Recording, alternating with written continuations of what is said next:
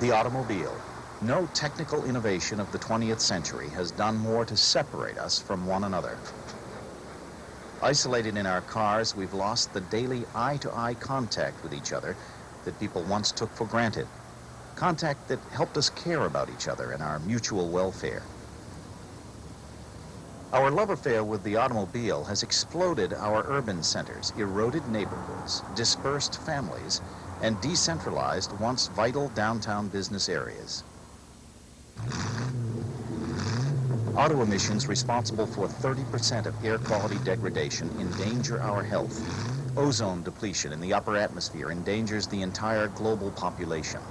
Yet we allow these invisible contaminants to increase, endangering ourselves, creating an unsafe, unhealthy environment. More visibly, even in small, friendly Portland, Maine, cars encourage a me-first attitude, which alienates us from one another. Health and humanity at risk, we cling to our cars, so much a part of our existence that we can't imagine life without them. In southern Maine alone, drivers in 200,000 cars travel 3 billion miles per year, burning $180 million worth of gasoline. Other results of Maine highway activity each year are 43,000 accidents and 200 deaths, and rising each year. And what about other costs? The Maine Department of Transportation's budget is $566 million, 1/3 of that from taxes we pay to own automobiles. And personal costs. About 20% of an average individual's income goes toward car-related expenses. In two-car families, that can mean a 40% bite. How did things get so out of control? In the early 1900s, Portland workers and shoppers came into the city center on foot or by trolley. Laborers, housewives, domestics, businessmen all used the speedy, convenient mass transit system. From outlying areas, Westbrook, Yarmouth, Biddeford, or Wyndham, even a distance as great as Lewiston, trolleys brought people to work, to shop, or to play. Nearly everything happened downtown in the city center, Congress Street. The trolley made it possible to have enough people in one place to support the theaters, to support sporting events, to support department stores such as Porches. There were approximately 500 miles of line in the entire state. Took you virtually all the way up to Waterville and down to Portsmouth and connecting all across the country. Closer to home in Portland, trolleys could take you to recreational casinos at Riverton Park on the Presumpscot River, to Maiden Cove in Cape Elizabeth, or to Willard Beach. On a summer afternoon, they would go to have a shore dinner, and then they'd go see a play. They might go to the amusement park and so forth. And this was tremendous business for the trolley company in those days. It was just a kind of a nice way to do things, rather than driving there by yourself and fighting through traffic and not being very happy when you get there. At least they were relaxed and cool and so forth. Riding the trolley for work or recreation, people connected with each other. Trolleys created a sense of integration in the community as people interacted, discussed, related to one another. To travel further or more comfortably, trains from Union Station could take you north, south, and west to Bangor, New York, or San Francisco. From the Grand Trunk Railway Station at the foot of India Street, Canadian National trains departed for points north and Canada. Trains were warm and clean. Porters and conductors were there to assist you on and off and to help make your trip easy and pleasant. You could sleep, read, talk, or play cards while you chewed on Bangor taffy or smoked a cigar. Eating in the dining car was a real experience with the white tablecloth and the silver and the crystal and the flowers in the vase and the scenery going by at the same time. While it might take 4 hours and 7 stops to get to Boston, that gave you time to plan or rest before reaching your destination. The alternative, horse and buggy, was slow-moving and open to the elements. Early automobiles were equally uncomfortable and unreliable. Roads were dusty or muddy or snowbound, but always bumpy. People abandoned the passenger trains because of their infernal love affair with the passenger automobile and the hard surface roads. As soon as the automobile came in, people who, with their love of individuality, not wanting to have to wait on a cold street corner or wait for someone else's schedule, and Henry Ford's making it available to everyone, why that just went right downhill. Eventually, even buses seemed too inconvenient. Bus use in Portland dropped by 2 million rides between 1980 and 1990. We're accustomed to going where and when we want, usually one person per car. Why not? Gas is cheap, or so it seems, subsidized by tax dollars. With affordable gas and few transportation alternatives, we continue to rely almost solely on cars for our day-to-day transportation needs, increasing the devastating effects of congestion, collision, and pollution. What choice do we have? We consider reinstituting passenger train service between Portland and Boston, but conventional trains are not much faster or convenient now than they were in the 30s. We talk about improving a bus system that once worked well for commuter mass transit, but cars have enabled people to move so far into the suburbs that buses for commuters are impossibly inefficient. Obviously, we can't return to the village-like life of the early 1900s, and we don't want to be part of a car-choked East Coast megalopolis. Alternatives exist, but they mean change. A change in the way we think, and a change in the kinds of transportation we use. In European countries such as Germany and France, and in Japan, new kinds of transportation are already in use, providing models we can use to help solve our transportation problems. Efficient, inexpensive, and non-polluting. This multi-mode system in Mannheim, Germany, illustrates how a range of transportation options, including trails, rails, and roads, combine to form a transportation network designed to get people where they need to go quickly and safely. European rail stations often host a range of services, including supermarkets and drugstores, provide bicycle parking, and link arrivals with bus, trolley, subway, and taxi service. Perhaps even more important than the economics of intermodal transportation is that these hubs of activity reconnect people with each other. French TGV and German ICE supertrains are electric, operating with computer assistance. Running on welded tracks set in concrete, these trains accelerate to cruising speeds of 150 to 250 miles per hour with barely a jiggle and with virtually unblemished safety records. Efficient and non-polluting, supertrains carry passengers and freight on separate tracks for safety and speed. Bridges, tunnels, and tracks for such trains could be built right over or alongside existing roads and highways.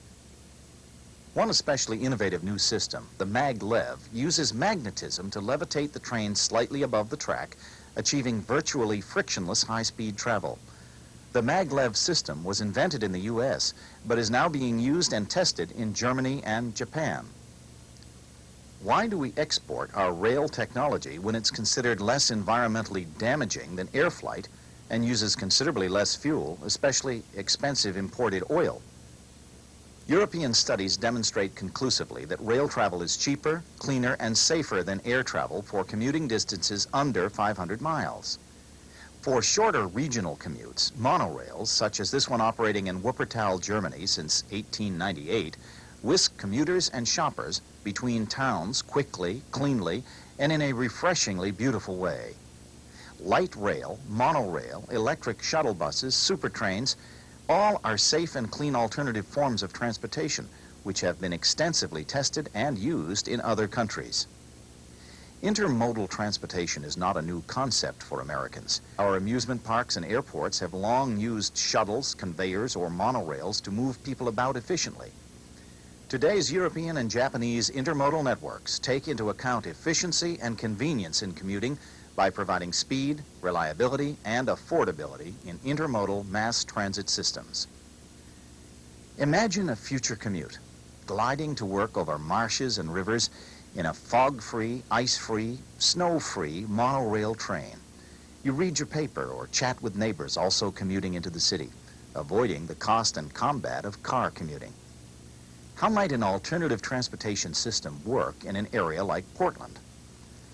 You leave your home in Cornish, say, or Leamington, in your electric car, and drive to the rail terminal in Standish. There you park and choose the transportation mode that'll get you where you want to go. An over and under monorail system allows travel in two directions at once on a single elevated structure following traditional commuter routes from North Berwick, Freiburg, Lewiston, and Brunswick into Portland. The monorail or other light rail system also allows easy transit from Portland to inland rivers and recreational areas. Or perhaps your job is in Augusta or Boston. Bangor to Baltimore Super Train service speeds you up to Bangor or down to Boston in a little over 1/2 hour. New York City, only an hour and a half away. The reduction in turnpike traffic is phenomenal. Once you reach the city, an electric minibus, part of a fleet in constant operation, speeds you to your workplace. But in good weather, you might ride the bike you keep parked at the terminal, or, in Portland, walk to work on the urban trail system. Portland's extensive park system was the dream of James Finney Baxter, mayor at the turn of the century. Baxter hired world-renowned landscape architect Frederick Law Olmsted to design a visionary park scheme. Baxter and Olmsted had a dream of having a ribbon of parks that surrounded the city. Basically, Baxter Boulevard, the Western Promenade, the Eastern Promenade, and Lincoln Park. Baxter persuaded the Deering family to donate their estate, Deering Oaks, as the focal point of the park system. Baxter Boulevard, opened in 1917, was intended to be the initial section of a path of woods, designed so that Portlanders could ramble from park to park along tree-lined lanes. But the rest of the intended trails were never built. Recently, however, a Portland citizens group began work to complete Baxter's vision of an interconnecting chain of parks and trails. The idea is to create a comprehensive trail system linking the city's parks, green spaces, and waterways. The Portland Trails Group has cleared several existing or commonly used footpaths. The most significant trail building effort that we've undertaken has been the construction of the Capissic Pond Trail, which has been a collaborative effort with the National Park Service, the Appalachian Mountain Club, and the Friends of Capissic Pond, and we've also had some considerable help from some local businesses and especially from the city of Portland. The completed trail system will provide an almost unbroken circle of 30 miles through Portland's waterfront and parks, along rivers and marshes for strolling, hiking, bicycling, sightseeing, and commuting, reconnecting the people of Portland and visitors alike to the texture of the terrain and the traditional pedestrian environment. By providing opportunities not only for recreation, but also for people-powered commuting, it is hoped that the trails will also help decrease our reliance on auto transportation. How do we begin to take steps toward developing intermodal transportation systems for Maine? A first step used elsewhere is through rail banking, a process whereby abandoned railroad rights-of-way are secured for eventual development as either trails or rail routes. Rail banking encourages the use of abandoned rail or trolley corridors by groups such as snowmobile, bicycle, or ATV clubs who develop these rights-of-way for their own uses. This establishes a use precedent that later can be implemented by building monorail or light rail tracks elevated over the tracks underneath. How do other countries pay for new rail and trail technology?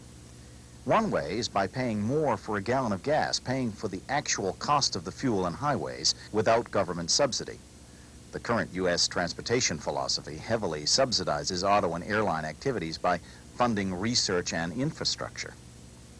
France's TGV supertrains are funded by a combination of private and public money and have brought in a 15% rate of return on investment.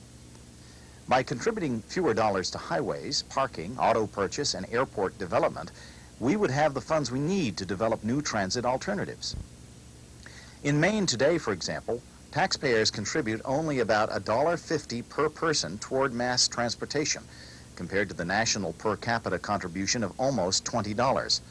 But Mainers contribute well over $20 per person to support oil-related activities such as highway improvement or airport construction. With a change in thinking, we would also eliminate our dangerously inaccurate view of the economy of fossil fuels. Cheap gas is a myth. The real costs are hidden, but we pay for them in taxes, in accidents, and in insurance, and with our health. And if we think we're in trouble now, consider this. Surface travel demand in the U.S. is expected to at least double by the year 2020. Confronting issues of public land use and transportation now, in the few years remaining before the year 2000, we face a necessary but exciting challenge. It's up to us to take a serious look at alternative forms of transportation, to consider new modes which offer us commuting and recreational travel opportunities cars never will.